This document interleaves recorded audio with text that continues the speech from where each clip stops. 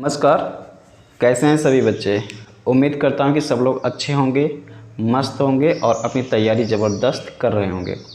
बच्चों, sir CV Raman talent search test 2025 और जो एनएमएस एग्ज़ाम की तैयारी कर रहे हैं उन सभी बच्चों के लिए ये वीडियो बेहद ही इम्पॉर्टेंट होने वाला है, क्योंकि इस वीडियो में मैं जो क्वेश्चन करवाऊँगा बच्चों वो आप लोग के एग्ज़ाम में आएगा कन्फर्म है बच्चों। ठीक है, तो आप लोग इस वीडियो को पूरा ज़रूर देखें और जो क्वेश्चन मैं करवा रहा हूँ ऐसे क्वेश्चन को अपने कॉपी पे नोट कर लें और उस क्वेश्चन को बार बार पढ़ेंगे बच्चों, तो तभी आप लोग की तैयारी अच्छे से हो पाएगी। तो चलिए देर ना करते हुए आज का ये क्लास शुरू करते हैं। देखिए बच्चों, यहाँ पर फर्स्ट क्वेश्चन दिया हुआ है कि सामान्यतः ऊपर उठने वाले गुब्बारे में कौन सी गैस भरी जाती है। तो ऑप्शन में hydrogen, oxygen, carbon dioxide, helium. तो बच्चों यहाँ पर हीलियम गैस भरी जाती है, जिसकी वजह से गुब्बारा ऊपर उठता है, क्योंकि हीलियम गैस जो होता है वो बहुत हल्का होता है।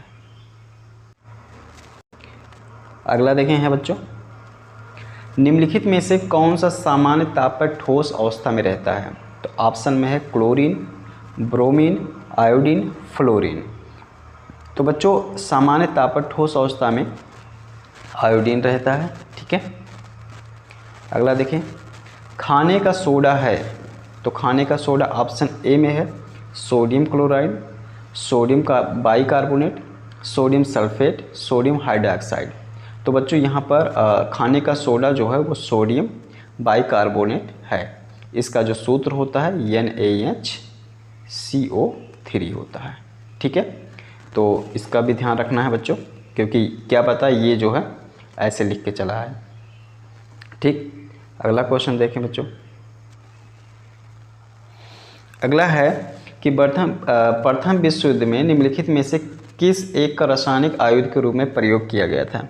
तो देखो बच्चों, यहाँ पर रासायनिक चीज़ों का यूज जो है वो प्रथम विश्व युद्ध में भी किया गया था। तो किस रासायनिक का किया गया था उसको मैं बता रहा हूँ। तो यहाँ पर देखो, कार्बन मोनोऑक्साइड, हाइड्रोजन साइनाइड, जिनान मस्टर्ड गैस और भाप अंगार गैस। तो यहाँ पर सी वाला जिनान मस्टर्ड गैस का यूज किया गया था। निम्नलिखित में से किसको वुड स्प्रिट भी कहा जाता है। तो methyl alcohol, ethyl alcohol, ethylene glycol, और उसके बाद है यहाँ पर बच्चों ऑप्शन अगर नीचे देखें तो ग्लिसरॉल है। ठीक है, तो यहाँ पर जो सही ऑप्शन है वो बच्चों मेथिल एल्कोहल। ठीक है, इसको बच्चों मिथाइल भी बोला जाता है, तो इसको ध्यान रखना है। मेथिल को कहीं कहीं बच्चों मिथाइल भी लिखा रहता है, तो उसके लिए कंफ्यूज मत हो जाना। जहाँ मिथाइल लिखा है वो मेथिल ही है, इतना ध्यान रखना। ठीक है बच्चों, तो इसमें बच्चों फर्स्ट वाला ऑप्शन सही हो जाएगा, पाँचवें का। छठवें देखो, निम्नलिखित में से एक प्राकृतिक रेशा है। तो बच्चों यहाँ पर प्राकृतिक रेशा हो जाएगा रेशम। ठीक है, बी वाला ऑप्शन सही हो जाएगा। प्लास्टिक में कौन सी गैस उत्पन्न होती है। तो पॉलीनाइट्रोजन, पॉलीहाइड्रोजन, पॉलीक्लोरीन, पॉलीएथिलीन। तो यहाँ पर बच्चों पॉलीएथिलीन ये गैस उत्पन्न होती है, अर्थात ये डी वाला ऑप्शन सही है। यहाँ पर बच्चों वो लिखा नहीं गया ऑप्शन, लेकिन कोई बात नहीं, समझ लीजिएगा आप, ABC है। टेफ्लॉन क्या है। फ्लोरोकार्बन, हाइड्रोकार्बन, रोगाणुनाशक, कीटनाशक। तो टेफ्लॉन बच्चों यहाँ पर है फ्लोरोकार्बन।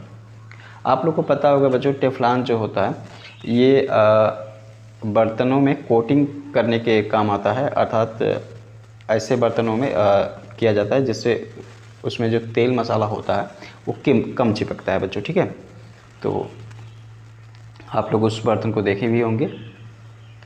9 नंबर में देखो, हर साल विश्व स्वास्थ्य दिवस मनाया जाता है। तो बच्चों ये 15 अप्रैल को मनाया जाता है। ठीक है, पौधे के किस भाग को हम भोजन के रूप में ग्रहण करते हैं। तो फल, पत्ते, जड़, सभी। तो हम यहाँ पर सभी को खाते हैं बच्चों। ठीक है, विटामिन सी का स्रोत नहीं है। तो विटामिन सी का स्रोत नहीं है, इतना ध्यान रखना। नींबू, आंवला, संतरा, दूध। तो इसमें कौन सा बच्चों दूध नहीं है विटामिन सी का स्रोत। पौधे का सबसे आकर्षण भाग होता है पुष्प, जड़, तना, फल। तो सभी बच्चे ज़्यादातर लोग पुष्प की तरफ ही आकर्षित होते हैं, तो ये आकर्षण का भाग होता है। कौन सा पदार्थ पानी में अविलेय है, मतलब कौन सा पानी में नहीं घुलेगा, तो नमक, पत्थर, चीनी, गुड़। इसको तो कोई भी बच्चा जानता होगा, पत्थर, ये हो जाएगा। 1 ग्राम वसा में कितनी कैलोरी ऊर्जा होती है? 9 कैलोरी, 4 कैलोरी, 6 कैलोरी, उसके बाद है 2 कैलोरी ऑप्शन। तो इसमें सही ऑप्शन है 9 कैलोरी। तो देखो बच्चों, इस तरीके से क्वेश्चन आता है। कभी कभी कोई क्वेश्चन बहुत ही आसान आ जाता है, कोई क्वेश्चन बहुत कठिन होता है, कोई मीडियम में होता है। तो आप लोग को क्वेश्चन बच्चों तैयार करना है सभी टाइप के, ठीक है। देखिए जैसे अभी मैं करवा रहा हूँ, तो कुछ बीच में बहुत आसान क्वेश्चन आ गए। आप सोच सकते कितने भी आसान क्वेश्चन हैं, लेकिन कुछ इसी में हार्ड भी हैं। तो सभी क्वेश्चन को तैयार करना बच्चों, ठीक है। अगला देखो, किस पदार्थ में कार्बोहाइड्रेट अधिक पाया जाता है? तो ऑप्शन में है पपीता, आलू, संतरा, दाल। तो बच्चों आलू में कार्बोहाइड्रेट सबसे ज़्यादा पाया जाता है। मधुमेह रोग, डायबिटीज़ किसके अधिक होने से होगा? प्रोटीन, कार्बोहाइड्रेट, वसा, विटामिन। तो ये बच्चों देखो, मधुमेह जो डायबिटीज़ है ये कार्बोहाइड्रेट होने के वजह से ज़्यादा होता है, क्योंकि आप लोग देखो शुगर के मरीज़ गांव में देखे होंगे, तो वो लोगों को डॉक्टर लोग मना कर देते हैं कि आलू हो गया और ये मीठा चीज़ हो गया और चावल हो गया, ये सब चीज़ नहीं खाना, क्योंकि उन सब में कार्बोहाइड्रेट पाया जाता है। तो जब अधिक हो जाता है तो आदमी उससे पीड़ित हो जाता है, तो इसलिए ये चीज़ है। कौन सूखा कचरा नहीं है? तो पॉलीथीन, कागज़, इलेक्ट्रॉनिक कचरा, फल सब्जियों के छिलके। तो फल सब्जियों के छिलके ये गीला कचरा में आ जाएगा, तो ये डी वाला ऑप्शन सही हो जाएगा। मलेरिया किस मच्छर के काटने से होता है?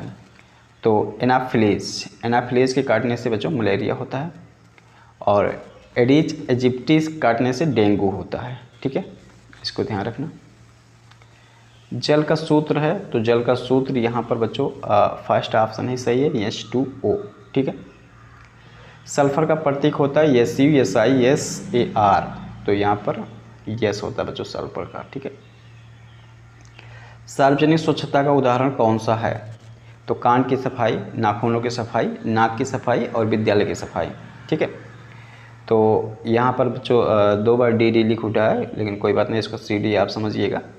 तो यहाँ C ऑप्शन सही हो जाएगा। सार्वजनिक स्वच्छता का उदाहरण कौन सा है? तो ये विद्यालय की सफाई, अर्थात C ऑप्शन यहाँ पर सही हो जाएगा, ठीक है। अगला क्वेश्चन समझते हैं बच्चों। दूध का उत्पादन किस क्रांति से संबंधित है? तो दूध का उत्पादन ऑप्शन में है पीली क्रांति, हरित क्रांति, भूरी क्रांति, श्वेत क्रांति। तो ये बच्चों श्वेत क्रांति है दूध का उत्पादन, ठीक है। क्योंकि देखो दूध सफ़ेद होता है और श्वेत से भी सफ़ेद होता है, तो इससे इतना ध्यान रखना कि दूध उत्पादन क्रांति जब भी पूछा जाएगा तो श्वेत क्रांति पे ही लगा देना, ठीक है। भारत में हरित क्रांति के जनक कौन है? तो ऑप्शन में है बच्चों A ओरिगेज कुरियन, B है MS स्वामीनाथन, और C है मैडम क्यूरी, और D में है जगदीश चंद्र, ठीक है। तो यहाँ पर जो हरित क्रांति के जनक हैं वो MS स्वामीनाथन को माना जाता है, क्योंकि बच्चों एक समय था कि भारत में भुखमरी पड़ गई थी, मतलब अनाज इतना उत्पन्न नहीं हो पा रहा था कि भारत के लोगों का पेट भर सके। तो इन्होंने स्वामीनाथन ने जो है MS स्वामीनाथन ने ये विदेश गए और वहाँ से कुछ कीटनाशक, हाइब्रिड बीज, ये सब सारी चीज़ें और यूरिया, ये सब सारी चीज़ें लेके आए, जिसकी वजह से यहाँ पर उत्पादन बहुत ज़्यादा हुआ, ठीक है। तो इन्हीं को ही MS स्वामीनाथन को हरित क्रांति का जनक माना जाता है, ध्यान रखना। रेशम का कीट क्या खाता है? फल, शहतूत की पत्ती, मांस, अनाज। तो इसको बच्चे थोड़ा सा ही दिमाग लगाएंगे तो बता देंगे, शहतूत की पत्ती खाता है बच्चों, ठीक है। पदार्थ की कितनी अवस्थाएं होती है? जो आप बचपन से कक्षा 6 से ही पढ़ते आ रहे हैं, पदार्थ की कितनी अवस्थाएं होती है? तो पदार्थ की यहाँ पर बच्चों 3 अवस्थाएं होती हैं। सोडियम तत्व का प्रतीक है, तो सोडियम तत्व का प्रतीक आप लोग बताएं बच्चों कौन सा है? तो ये Na होता है, सोडियम तत्व का प्रतीक Na होता है, ठीक है। सल्फर या गंधक का परमाणु क्रमांक कितना होता है? तो सल्फर या गंधक का परमाणु क्रमांक बच्चों ये होता है 16, ठीक है। 2 या 2 से अधिक तत्वों को एक निश्चित अनुपात में मिलाने से बना पदार्थ कहलाता है। तो जब 2 या 2 से अधिक तत्वों को एक निश्चित अनुपात में मिलाएंगे बच्चों, तो वहाँ पर यौगिक का निर्माण होगा, ठीक है। तो ये यौगिक बनता है। अगला देखिए, पोटेशियम का लैटिन नाम क्या है। तो पोटेशियम का बच्चों वैसे तो हम पोटेशियम को के से सूचित करते हैं, है कि नहीं है, लेकिन एक चीज़ बार बार दिमाग में आता होगा कि बच्चों जिससे ज़्यादातर होता है कार्बन को हम सी से डिनोट कर रहे हैं और हीलियम को एस से, मतलब एच ई से कर रहे हैं, हाइड्रोजन को एस से कर रहे हैं, मतलब सभी लोग के नाम का पहला लेटर ले रहे हैं, लेकिन यहाँ पोटेशियम को के से कहाँ डिनोट कर रहे हैं, ये आपके लोग के दिमाग में शायद आया होगा या आ रहा होगा। तो बच्चों ऐसा है कि पोटेशियम का लैटिन नाम जो है वो कैलियम है, ठीक है। पोटेशियम का लैटिन नाम कैलियम है, जिसका शुरुआती लेटर के होता है, इसलिए पोटेशियम को भी के से ही बताया जाता है, ठीक है। तो इसको ध्यान रखना बच्चों, ठीक है। नाइट्रिक अम्ल का रासायनिक सूत्र क्या है। तो नाइट्रिक अम्ल का रासायनिक सूत्र बच्चों HNO3 है। चूने का पानी का रासायनिक सूत्र क्या है। तो CaOH2, ये थर्ड वाला ऑप्शन सही बच्चों, सी वाला, ठीक है। याद कर लेना बच्चों, चूने का पानी का रासायनिक सूत्र। सिरका में कौन सा अम्ल होता है। तो सिरका में एसिटिक अम्ल होता है बच्चों, ठीक है, इसको भी ध्यान रखिए। निम्न में से कौन सा प्राकृतिक सूचक नहीं है। मिथाइल ऑरेंज, लिटमस, गुड़हल, हल्दी। तो ये बच्चों लिटमस, गुड़हल, हल्दी ये तीनों प्राकृतिक रूप से पाए जा सकते हैं। निम्न में से कौन सा प्राकृतिक सूचक नहीं है। तो ये फर्स्ट वाला ऑप्शन सही हो जाएगा, मिथाइल ऑरेंज, ठीक है। इनमें से कौन सा प्रबल अम्ल है। साइट्रिक अम्ल, नाइट्रिक अम्ल, एसिटिक अम्ल और टार्ट्रिक अम्ल। तो यहाँ पर बच्चों नाइट्रिक अम्ल जो होता है वो सबसे प्रबल होता है, ठीक है। तो इसमें सेकेंड वाला ऑप्शन सही हो जाएगा। नाइट्रोजन N2 की परमाणिकता कितना है, ठीक है। यहाँ पर परमाणिकता नहीं बच्चों, परमाणुकता होना चाहिए था, ठीक है। यहाँ पर परमाणुकता होना चाहिए, तो ये गलत प्रिंट हो गया है। तो ऑप्शन में इसमें है 3, 4, 2, 1। तो यहाँ पर ऑप्शन में हो जाएगा बच्चों बी वाला ऑप्शन सही है, 4 होता है, ठीक है। तो इस तरीके से बच्चों हमने जितने भी क्वेश्चन करवाए उम्मीद करता हूँ कि आप लोग तैयार किए होंगे, अपने कॉपी पे लिखे होंगे और उसका बार बार उसको पढ़ेंगे, याद करेंगे, जिससे आप लोग अपने एग्ज़ाम में बहुत अच्छा पाएँ, अंक लाएँ, ठीक है। तो आप लोग उससे बच्चों कहना चाहते हो जो लोग भी चैनल पर नए हैं वो लोग चैनल को सब्सक्राइब करें बच्चों, चैनल को सपोर्ट करें, आगे बढ़ाएं, जिससे हम आपके लिए और से अच्छे से कंटेंट सर्च कर सकें और आपके लिए प्रोवाइड करा सकें, जिससे आप लोग एग्ज़ाम में बहुत अच्छा करें। तो मिलेंगे किसी दूसरे वीडियो में। वीडियो को पूरा अंत तक देखने के लिए बहुत बहुत धन्यवाद।